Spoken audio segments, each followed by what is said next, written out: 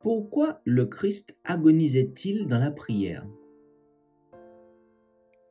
Étant en agonie, il priait plus instamment, et sa sueur devint comme des grumeaux de sang qui tombaient à terre. Luc 22, verset 44. Le Christ révèle aux anges son agonie à venir. Il fit alors savoir à l'armée angélique qu'un chemin de fuite avait été tracé pour l'homme perdu. Il leur dit qu'il souffrirait des heures d'agonie épouvantables, que même les anges ne pourraient pas regarder, mais qu'il se voilerait la face. Il ne souffrit pas seulement une agonie corporelle, mais une agonie mentale, à laquelle la souffrance corporelle ne pourrait en aucun cas être comparée. Le poids des péchés du monde entier reposerait sur lui. La souffrance terrestre du Christ dans le désert. Lorsque Jésus est entré dans le désert, il a été enfermé par la gloire du Père. Mais la gloire s'en est allée, et il a dû lutter contre la tentation. Elle le pressait à chaque instant. Sa nature humaine a reculé devant le conflit qui l'attendait.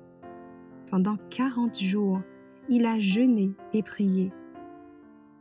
Faible et émacié par la faim, usé et hagard par l'agonie mentale, son visage était plus marqué que celui de n'importe quel homme, et sa forme plus que celle des fils des hommes. Sa souffrance à Gethsémané. Le voici, contemplant le prix à payer, payé pour l'âme humaine. Dans son agonie, il s'accroche à la terre froide, comme pour s'empêcher de s'éloigner de Dieu. Maintenant était venue l'heure de la puissance des ténèbres.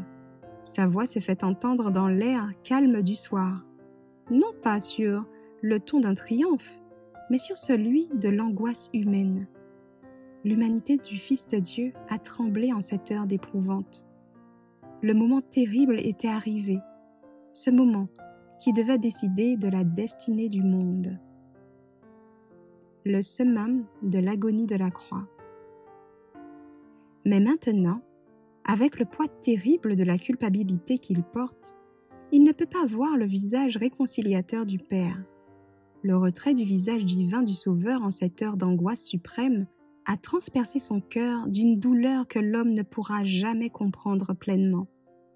L'agonie était si grande que sa douleur physique était à peine ressentie. Le chrétien doit prier avec beaucoup de sérieux et de sincérité. Sois sérieux et sincère. Une prière fervente est très utile. Comme Jacob, lutter dans la prière, agoniser. Jésus, dans le jardin, a transpiré de grosses gouttes de sang. Vous devez faire un effort. L'agonie, sans l'abandon de soi, est inutile. Il y a beaucoup d'âmes qui luttent pour obtenir des victoires spéciales et des bénédictions spéciales, afin de pouvoir faire quelques grandes choses. À cette fin, elles ont toujours le sentiment qu'elles doivent mener une lutte agonisante dans la prière et les larmes.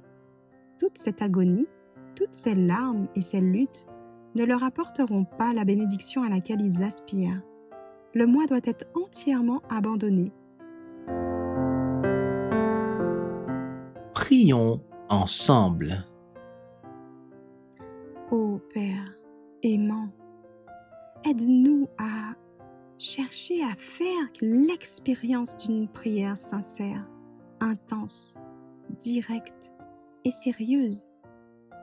Aide-nous à entrer dans une relation de prière continue, profonde et significative avec toi. Pendant de longues périodes de temps, dans nos prières privées, dans notre lieu de culte secret et tranquille. Donne-nous un désir intérieur, un désir ardent, un désir sincère de vouloir passer de plus en plus de temps en ta présence. Ô Dieu, merci pour tes anges loyaux et aimants qui éloignent les influences et la présence des mauvais anges lorsque nous te prions. Nous apprécions profondément les batailles qu'ils mènent en ton nom, ô Père. Aussi, nous comprenons que ce n'est que lorsque nous sommes prêts à renoncer à tout ce que nous sommes et à tout ce que nous avons, avec ton aide, nous fouillons nos âmes pour voir s'il y a en nous quelques mauvaises voies. Et lorsque chaque obstacle et chaque péché est confessé, abandonné, enlevé par toi, ô Dieu, alors nos prières sont entendues et exaucées par toi. Merci, Père éternel, pour ton amour immense.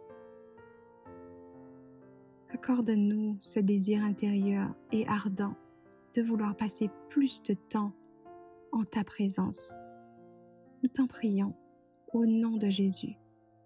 Amen. Merci d'avoir écouté cette présentation avec lereste.org.